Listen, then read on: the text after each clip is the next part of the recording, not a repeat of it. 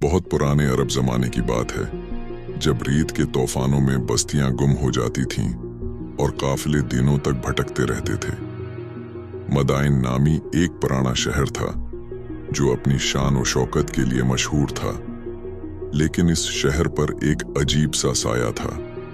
लोग कहते थे कि रात के वक्त शहर के बाहर एक औरत की चीखें सुनाई देती हैं, जो किसी खोई हुई रूह की पुकार लगती हैं।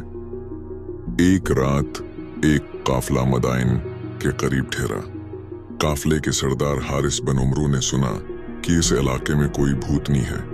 काफिले के लोग डर गए, मगर हारिस ने कहा, यह सब वहम है, मैं खुद देखूंगा क्या सच है। रात के पिछले पहर वो खीमे से निकला। चांद बादलों में छिप रहा था। हुआ मैं रेत उड़ रही थी।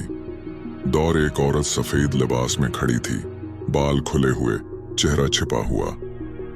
उसने पुकारा, ऐ मुसाफिर, क्या तुम मुझे पानी दोगे? हारिस आगे बढ़ा।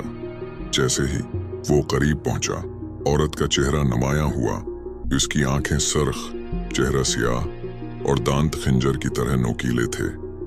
हारिस ने कलमा पढ़ने की कोशिश की, मगर जबान बंद हो गई। औरत ने चीख मारी और वो जमीन पर गिर गया। अगली सुबह काफिले वाले जागे तो हारिस की लाश मिली। उसकी आंखें खुली हुई थीं, जैसे वो किसी खौफनाक मंजर को देखते देखते मर गया हो। मदाइन के बूढ़े बुजुर्गों ने बताया कि ये औरत दरअसल लेली बनती जहीर की रूह है, जो सैकड़ों साल पहले जुल्म की भेंट चढ़ी थी।